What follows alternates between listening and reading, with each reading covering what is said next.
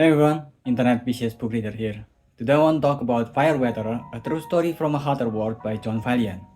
The book is started because of the Fort McMurray wildfire in Alberta, Canada in 2016. During that time, it was the largest modern wildfire in Canada. And it's not because of any negligence by the fire department in Canada, they actually responded fairly quickly. The first responder arrived 55 minutes after it was reported. They started spraying the fire from the ground and hurling water bomb at them, but the fire still grows from 4 acres to 150 acres in just 2 hours. And it is growing wildly uncontrollable fairly quickly that they need to evacuate more than 80,000 people because of it. It grew so large that the smoke and heat from the fire produce their own storm cloud and lightning that helps spread the fire further. The fire spread further until it got to more than 500,000 hectares and lasted for 15 months. That's 1.25 years of burning.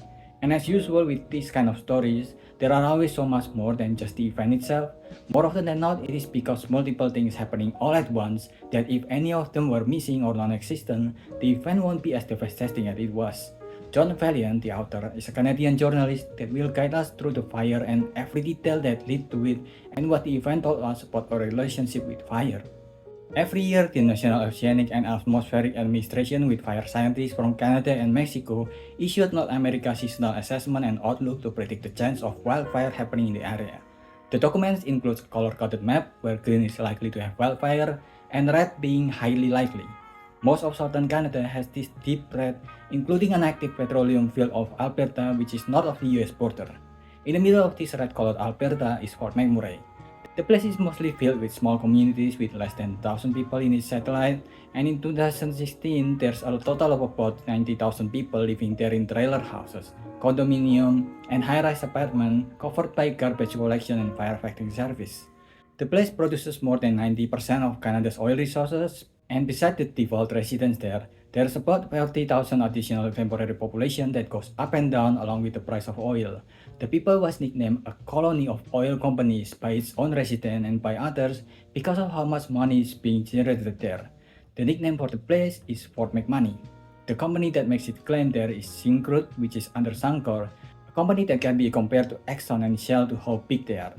In 2016, during early May, Sandra, Linder, and Corey who worked there still go on their day casually.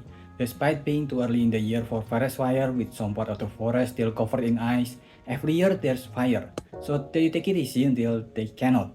The clear and cool sky in May 2016 quickly turns yellow. To know how big the synchro operation at Fort McMurray, here's a picture of the pipeline in Alberta.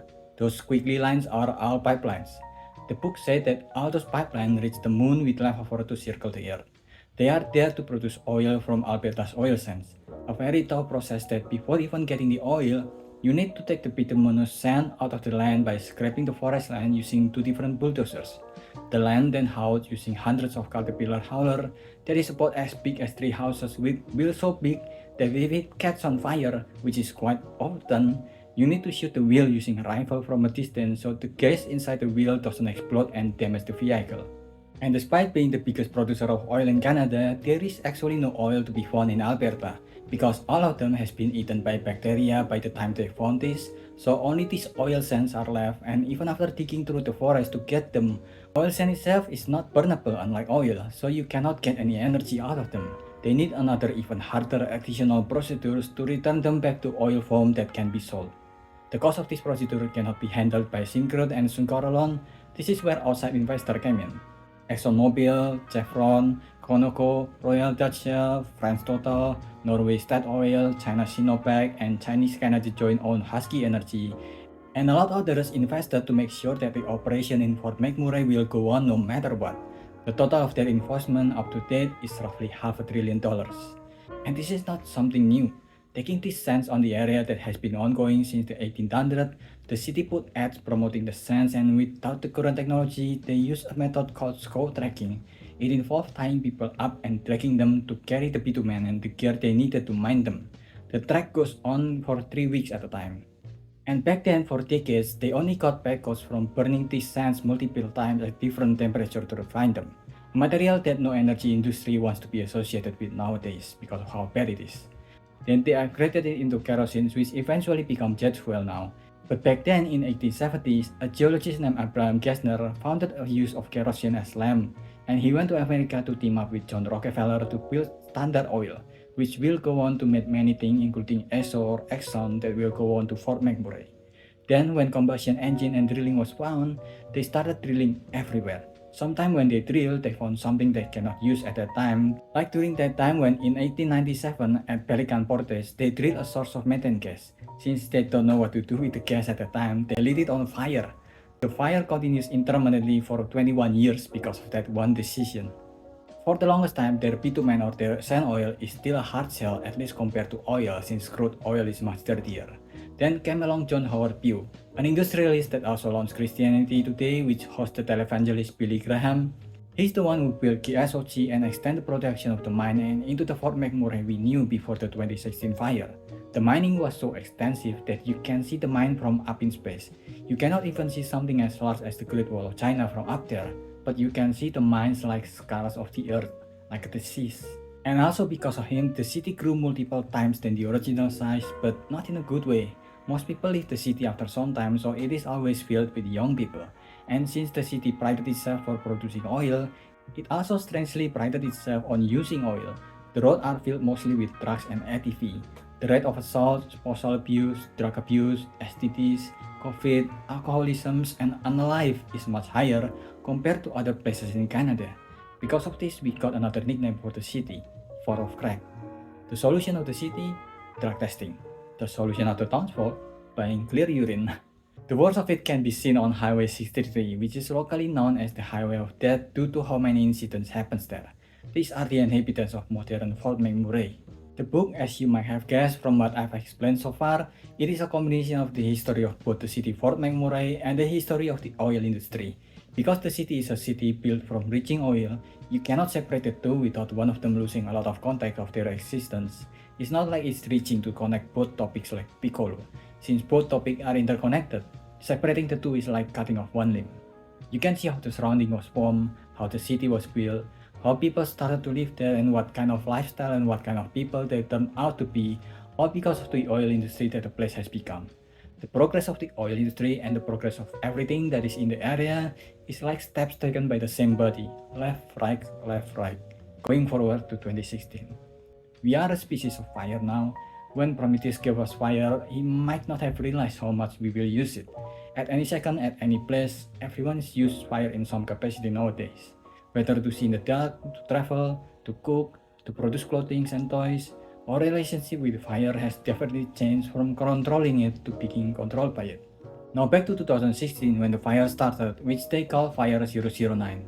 It started at 1 May 4 p.m. and after 80 firefighters, 2 bulldozers and several water bombers are going at it, the fire only grew.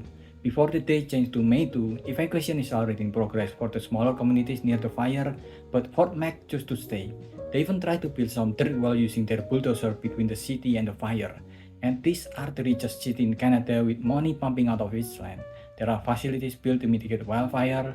They even link a wall of sprinklers outside the city like some kind of water barrier. The work must go on after all. It was not until the third day in the afternoon that the wind picks up and with it the fire embers, giving steroid to the speed and intensity of the fire spread. It is now burning and melting even steel and asphalt. They call this spalling when the heat is high enough to make concrete crumble like cookies when you pinch them. The fire is currently at 900 degrees Celsius and spreading fast. Something similar has actually happened before in 2001, an event that later on will be known as Silsum Fire, where a wildfire started from a spark from a passing freight train.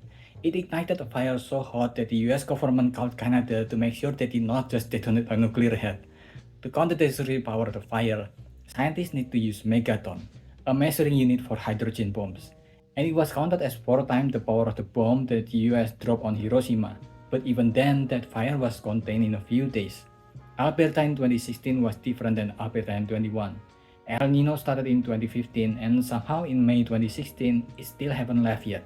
A lot of water sources has dried out and trees in general got drier as a result. The coolness of the night where the temperature usually drop only lasted for a while, then the humidity of the place is much lower. Where there's usually 30% humidity, now it's 20% and it still continues to drop. Humidity, dry fuel, wind. The fire ate all of those elements and grew effortlessly. And while the fire is getting hotter, bigger, and wider in matters of microseconds, the information informed McMurray is still through radio that at the time was always a few beats too late. The response from those who were responsible for securing the people is also too slow. There's a lot of denial going on since there were a lot of fire that is unnaturally happening quite often near the oil city. The 2001 fire we mentioned, another one in 1995, then 2009 and 2011. These are only the big ones without mentioning the smaller incidents, but none of them are like this one. The city at this time still functioned like normal, with children still playing in the playground when they see the black smoke so close to the city. Because of how often the residents saw this fire from afar, a lot of them are still in denial that it's in their city. Paul Ayres, a resident of the city, saw the street on fire and still get back to his house, lock the door, and is undecided whether to leave his truck or his Harley behind. He's not the only one stuck in denial. Because of their deep relationship with oil engines, a lot of them shed tears having to pick which vintage vehicle they have to leave to burn.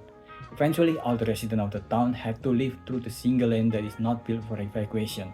Their car is the only thing between them and the fire surrounding the road. It was only thanks to everyone controlling themselves somehow in the thick of fire that the line goes on a bit slowly and everyone managed to escape. But their problem didn't end there. When everywhere they go is fire, when every communities are affected by it, where do they rest? The road is not even built for this massive outpouring. It was built mostly for people who want to stay temporarily in their life, so a lot of places have a one-way street with dead ends.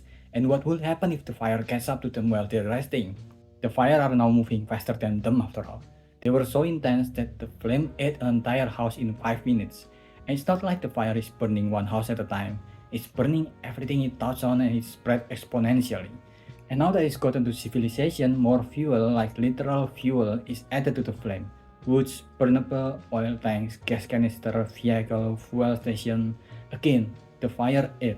It grew so big that it started to produce its own weather, which became the title of this book, Fire Weather. The book is amazing. There's so much integrated details on these events and even a lot of the science behind all this fire behavior, including the ones that cause it to quickly eat through woods unlike bonfire, and the ones that are causing thunderstorm. And it was written in a literature kind of way that still make it enjoyable to read.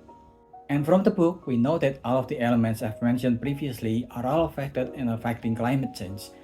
Back in 1856, Eunice Newton Foote made an almost forgotten experiment where she experimented with different gases. In one of these experiments, she put oxygen and carbon dioxide into two different chambers and exposed them to the sun. The result of the experiment proved that the chamber with carbon dioxide got twice as hot as the chamber with oxygen. And since then, we have scaled up the same experiment, but instead of doing it in a small chambers, we are doing it in our entire planet. This experiment is also highly funded by Rockefeller and his co-workers who I've mentioned in this video. He's the guy who founded Standard Oil. The first time climate change became public knowledge after that is when Roger Rockefeller first testified on Congress about his study on how the atmosphere and our ocean affected each other if there's a ton of carbon in the atmosphere. In such cases, the ocean will reflect the sun back to the sky, then the carbon in the sky will reflect that back to Earth like a game of pong. And since that hearing in the 1950s, our annual carbon emission has increased back 5 times. The last part of the book will detail the fight between scientists and the marketing and lobbying department of some of the richest billion-dollar corporations like Exxon. Before there's so much carbon in our atmosphere, there was never any storm tornado that is created through wildfire outside of fictions. You even need to find a term for it, which is firestorm. Nowadays, it is as if our atmosphere are cracking with the potential for a disaster, and thanks to the internet, we get to see these disasters that used to be a rarity happening multiple times a year and sometimes a month in different parts of the world. In some places of the world, fire just happens all year round instead of annually, that firefighters are kept busy while artists are out of work. More carbon causes more fire and more fire causes more carbon. It's like a sick joke being played on us. To put it into perspective, the Australian bonfire during 2019 and 2020 released more carbon to compensate for the global reduction of carbon due to COVID pandemic lack of travel, and more of this will occur in more places. In 2021, in Canada, the city of Lytton burned for several days because of wildfire. The mayor at the time said, "I thought climate change was a problem for the next generation. Now I'm mayor of a town that no longer exists." And just like that mayor said, climate change is both a now problem and a then problem. It is not that this is the hottest or wettest month of the year, but it is the coolest month of the next century, because things will only get worse before we even had a chance for it to get better. That's how late we are. If there's any solace from this book is that it will get better eventually. Maybe not in our generation or the next generation or the next generation after that, but it will definitely get better. Meanwhile, there will still be us, human, helping each other. Disaster movies like portray human becoming selfish, sick fucks when disaster struck, but look at Fort McMurray resident. These are flawed individuals with drugs and alcohol problems, with record of household abuse. Most of them are even still loyal to Exxon and are climate change deniers despite being some of the first climate refugees. But at least when the fire struck them, they helped each other. When their cars lined up to get out of the burning forest, not a single one of them tried to rush from the sites to go out faster. They share food and shelter and comfort with each other when they finally got out of the fire. They help each other. And seeing them kinda give me hope on us. Even if the world burns for a while, I'm sure we will find a way to help each other. I give this book a 4.25. What do you think? Let me know if I miss anything. Leave your thoughts in the comment below and subscribe to the channel. That's about it.